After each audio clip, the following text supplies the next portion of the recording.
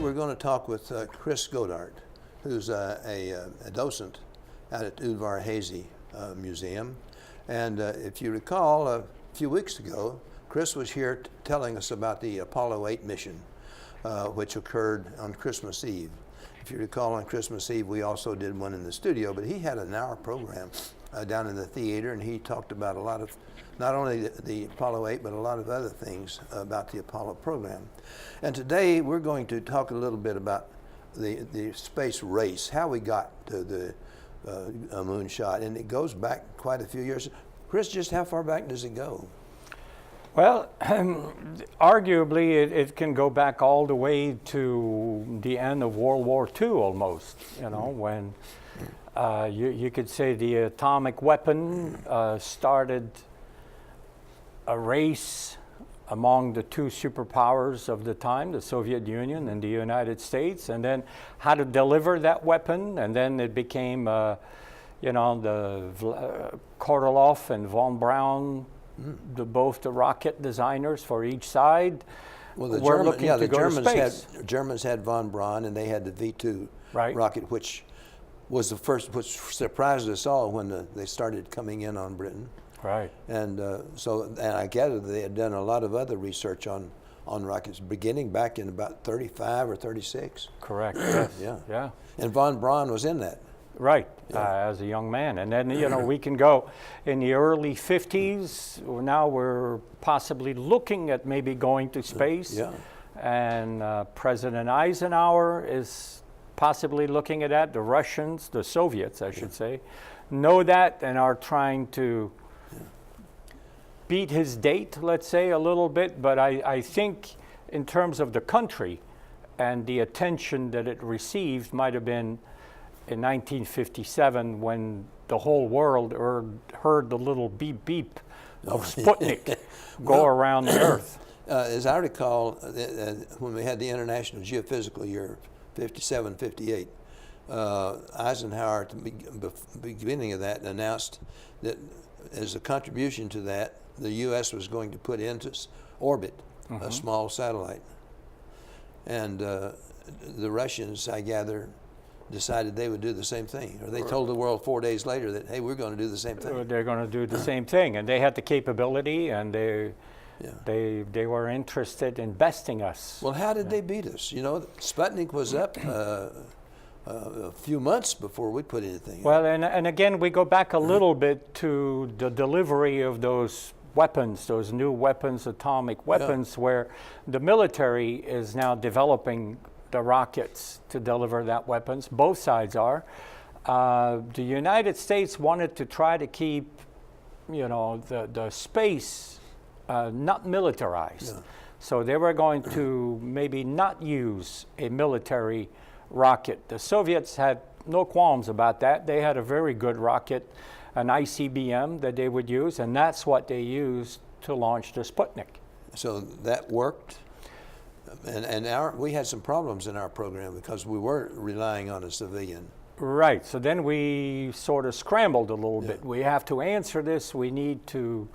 We can't show that they're the only ones who have the dominance of the space over us, over the United States especially. So the United States went through.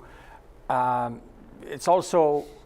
You also have to understand the intra-service rivalries of the time. The Air Force, you know, is sort of the new kid on the block. That's a little bit in the early mid-50s.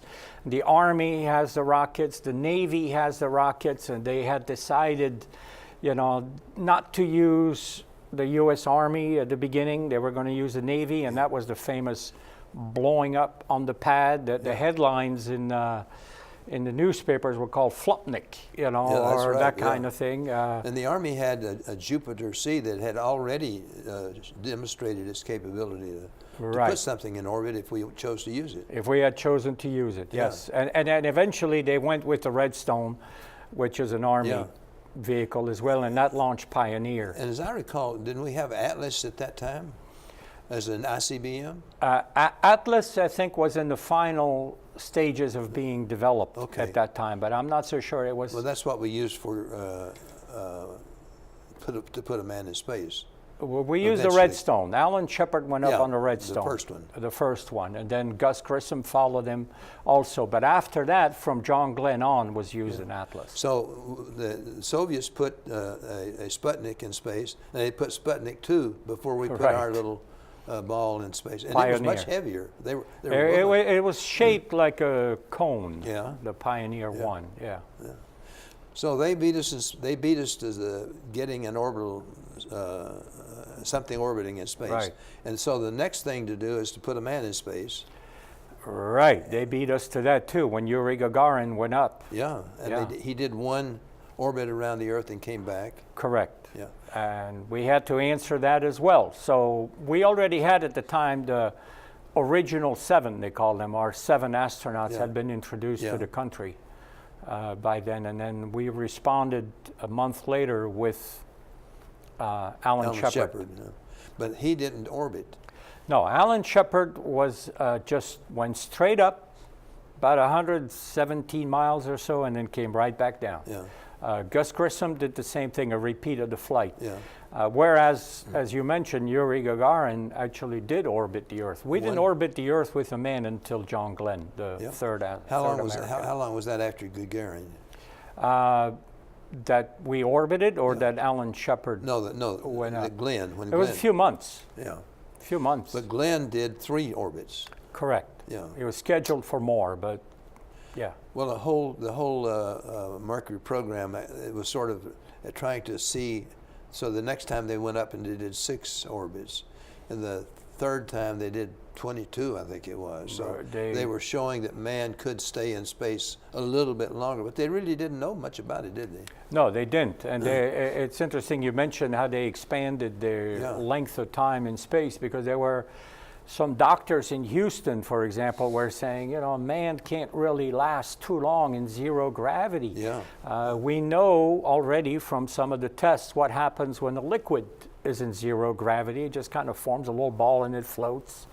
Well, what will happen to the heart pumping the blood? How will that affect an astronaut? So some of the doctors says, well, you might be able to go in space a couple hours maybe, not much more. And then, you know, when they stayed up 6 hours, they would push that target. Well, maybe 6 hours, but not a day. And then the Mercury astronauts kept pushing that. So what were the Soviets doing while we had our Mercury program? They were continuing. They put up the first woman in space, that's with right. Valentina They did. Tereshkova. Did they have more than one? They had more than one person too, didn't they? Yes, they were the first one to launch 2. a 2-man capsule. And it's at that point, you know, right after we talked about the funding and the United States commitment to this. It's right after Yuri Gagarin and Alan Shepard, 3 weeks after Alan Shepard, we have all of maybe 15 minutes of experience of going to space with a man. That President Kennedy went in front of the United States Congress and said, you know, we're going to put a man on the moon and bring him back safely to Earth before the end of the decade. Now, why did he do that? Well, I think he, from the readings of what his thinking was at the time, was he wanted to make something the United States could be proud of. We were getting beat by the Soviets in space. We were clearly the second, number 2 at the time, and other things going on in the country at the time as well. And President Kennedy, a little frustrated, turned to his vice president and said, what can we do? I want you to look into this. Vice President Johnson contacted NASA and then came back and told him that, you know, somebody someday is going to go to the moon.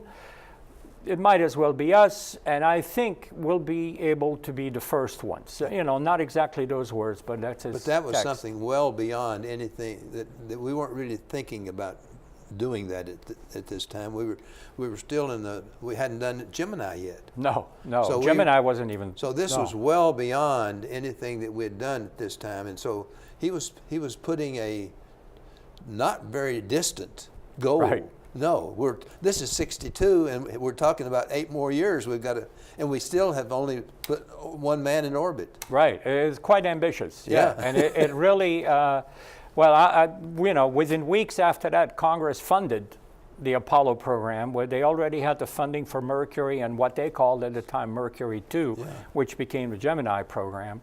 Okay, so Mercury showed that we could stay in space a little bit longer than we thought. What did Gemini do?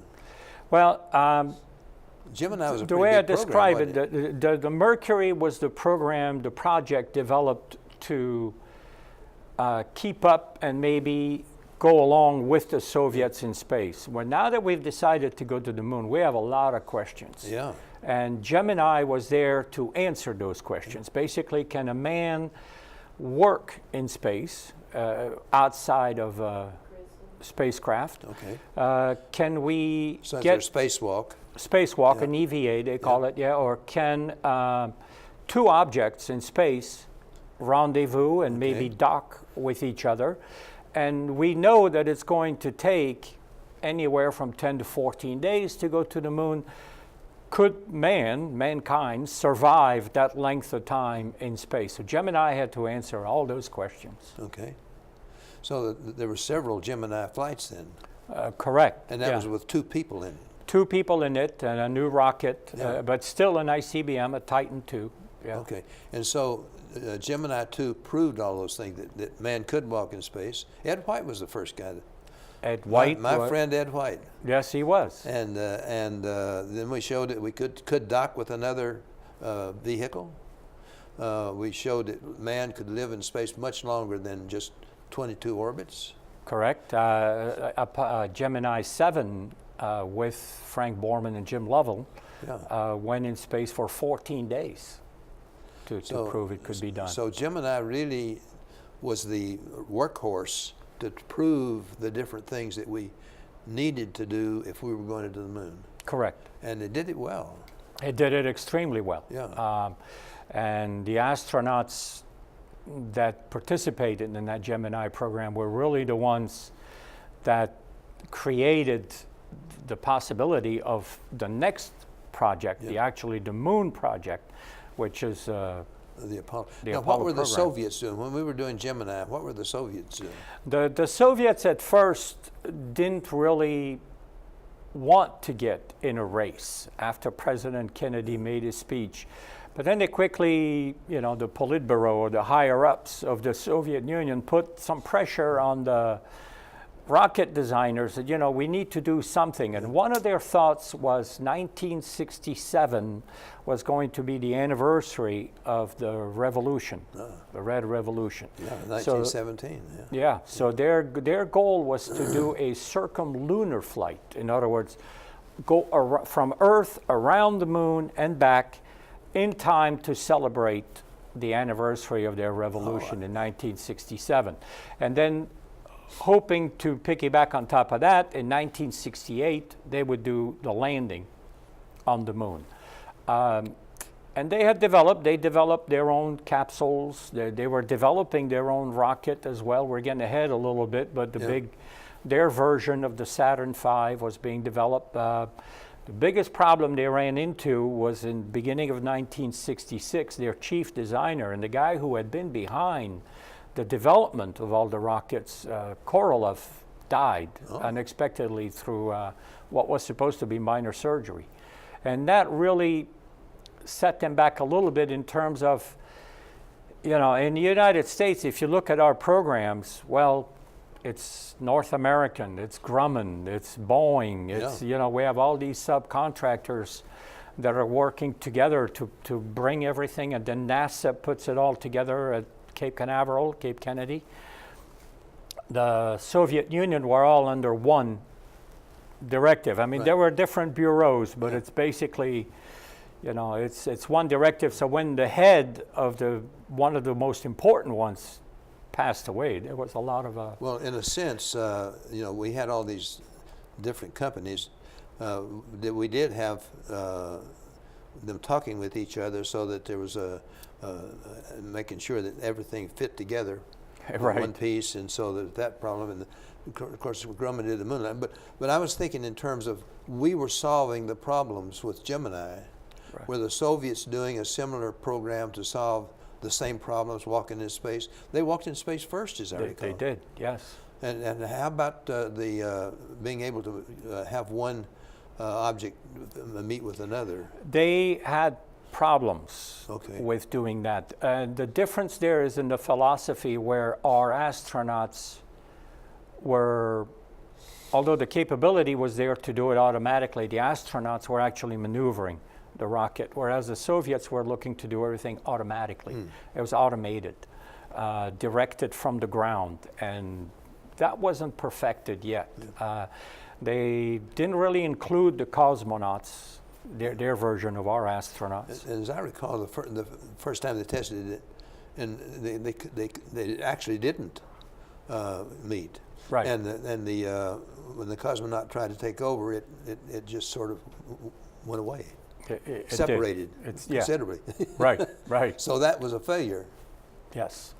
Okay, now so that's now 67 happened. We have Apollo 1 and they have the Soyuz program.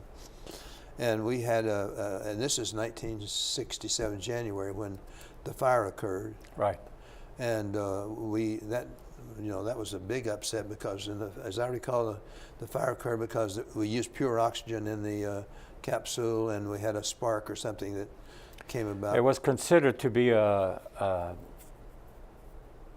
plugs out test. In other words, everything is working except the rocket, the command module, nothing is fueled. There is no fuel. So it was considered to be somewhat of a safe test, but it was going to take everything up to the launch, the countdown, that's what they were rehearsing and all of that. And as you mentioned, as they had done in all the other previous launches, the capsule was pressurized with pure oxygen.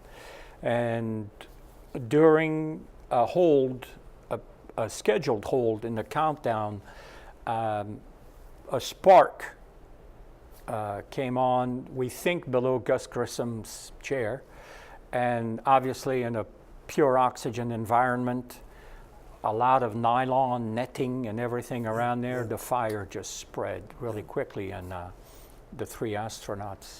So that set us back 22 months. But the Soviets also had a problem.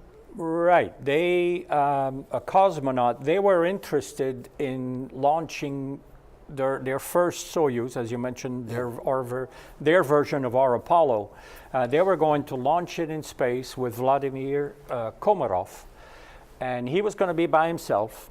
2 days later, Soyuz 2 would launch with 3 cosmonauts on board, and then they wanted to demonstrate the transfer of one cosmonaut from a capsule to another. When Komarov launched, he had a problem right away with the deployment of the solar panels.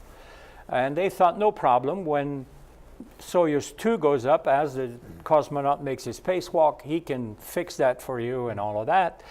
But Soyuz 2 never launched. They had problems with thunderstorms and all of that. So they said, okay, let's just bring Komarov back.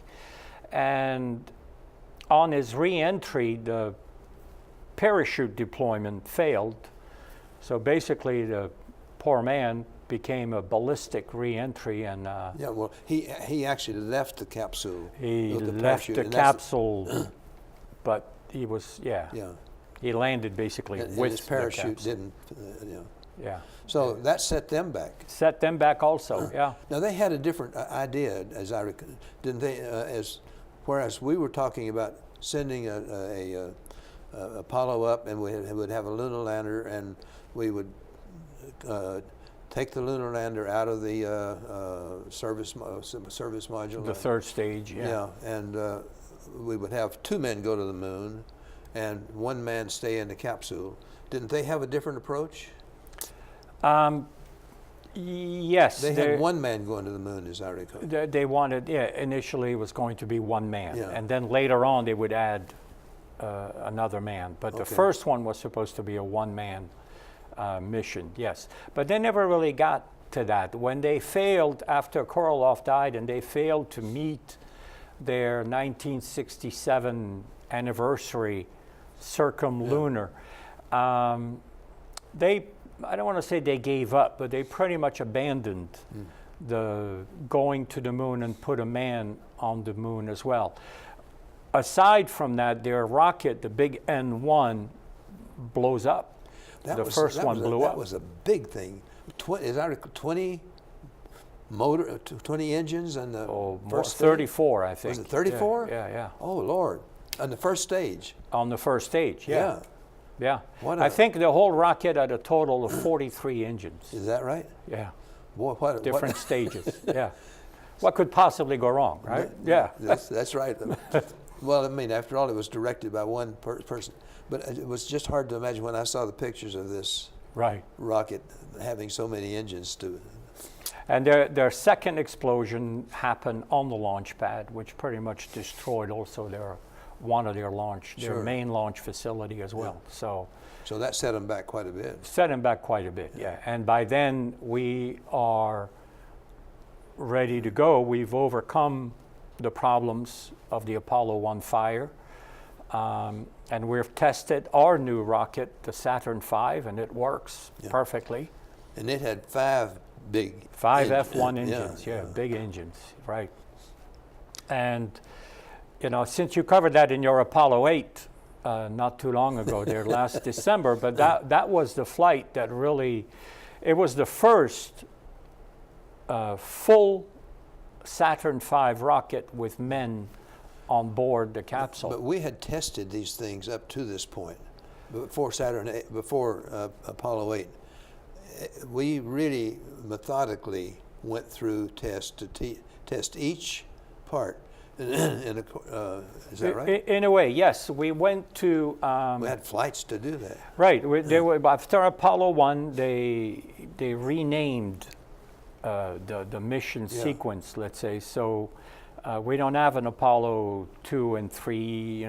We get up to the next Apollo, which is the launch, as you mentioned, of a Saturn 1B, which is a smaller version, testing the engines and all that. But then after that, they did a full-up test. They put the entire rocket together and sent the rocket. And it's because President Kennedy made that deadline, before the end of the decade. If President Kennedy had not said that, we probably would have taken a lot more baby steps to get to that point. But there was that deadline to meet. So, and that's why the rush in Apollo 8 to get when they changed them, since the moon lander wasn't ready for the flight that they expected.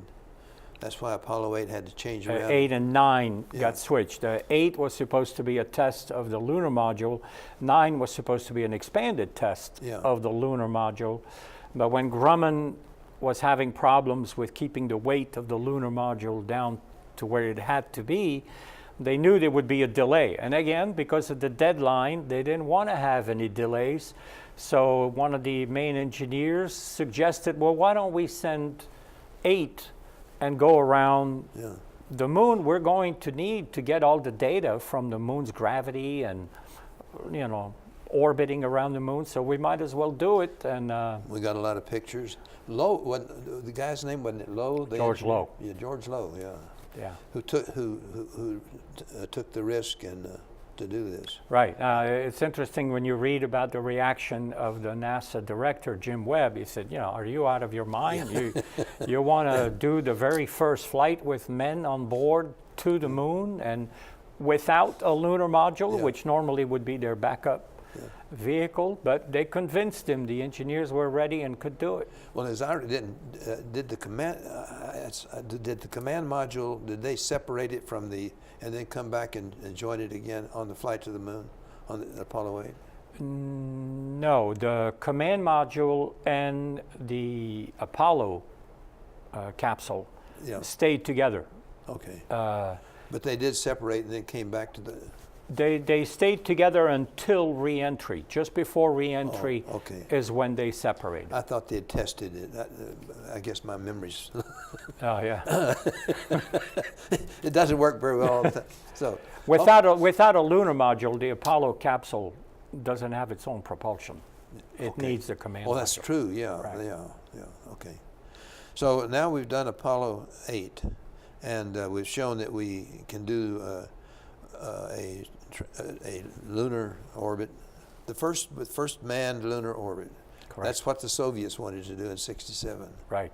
Yeah. So we did it in '68. This is only now. We're talking about the end of '68. December. So we're only now 2 years before 1970 starts. Right. And we've got to still put a man on the moon. Yes. Yes. But after Apollo 8 now, we've demonstrated we can go to the moon. We can take a man around the moon and bring him back safely to Earth. Now,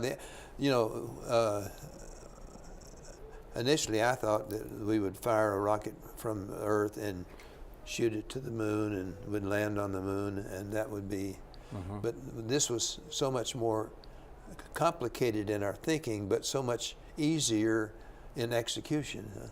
Well, you're correct. All of the books and the science fiction things and all of that prior to this talked about this one gigantic rocket going up to the moon, landing on the moon and coming back. But the problem with that, yes, it would take a gigantic rocket because of the fuel it would take to take the whole weight up there and then bring everything back.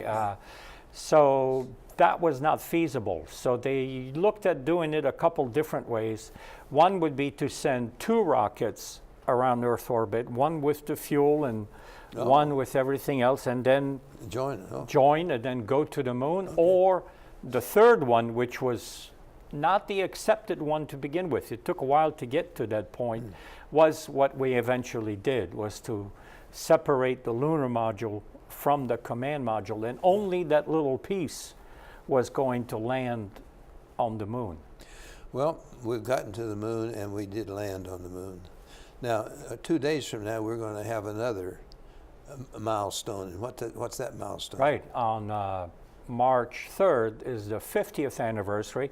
Now, of course, we're all coming up on all the 50th anniversary of the Apollo program. Yeah, we are. You just had the 50th of Apollo 8 in December, and now this Sunday, day after tomorrow, is the 50th anniversary of the launch of Apollo 9. Now, Apollo 9 stayed in Earth orbit. Okay. But it was really, the astronauts described it as the test pilots type of flight, because that's the flight that tested everything. The launch, the lunar module, hooking up with the lunar module, docking with the lunar module, then the lunar module separating with the astronauts on board, the astronauts simulating they were going to descend with the lunar module, get to a certain point, then separate the lander with just a portion that comes back, and redock with the Apollo, with the command module, and transfer back and then come back to Earth. So it really tested, first it tested the rocket with everything on board, all the weight that it would take. 6.5 million pounds, is that right? That's correct. Yeah. 6.5 million pounds, yeah.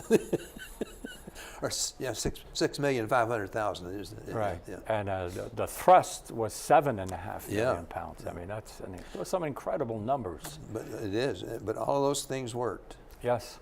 And so that was the one that said, well, we really can go to the moon.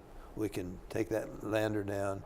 Of course, they didn't land on the Earth and come back up, but they tested the orbit around and then back up. So we have 8 that shows we can go to the moon and come back. Yep. We have 9 that tests everything is working as it should, and then the dry run, if you want to call it that, really was Apollo 10. The 50th is going to be in May, and that did everything 9 did in terms of the test, but it did it around the moon. Yeah. It took the men up to, and it tested descending, but didn't quite touch down. Yeah, yeah. Well, this is an exciting time for America. For America, right, and for the aviation or the space industry, I guess we'd have to call it. Aviation, because aviation is all part. It's a sort of a, we started learning to fly with the Wright brothers, and we've just gone up and gone more and more and more, and now we're thinking about going to Mars. It's an exciting, It is. exciting area. If you think between 1903, the Wright brothers, 1969, Going around landing on the moon, it's a very short period of time. It is, especially. Yeah. And they, as I recall, didn't they take part of the Wright Flyer to the moon? Yeah, Neil Armstrong had a piece of the upper left wing of the Wright Flyer with him, and pieces of the propeller with him when he went to the moon. That's very symbolic, isn't it? Oh, it is. Yeah. It is. Well, that's another story. Yeah. There are lots of great stories, and it's an amazing achievement. It certainly is, Chris. Well, thank you very much for coming and joining us today on Village in Motion. I appreciate it very much, and I've enjoyed talking with you about it. It's a fun thing. Well, it's been a pleasure to be here. Thank you very much for having me. I appreciate it.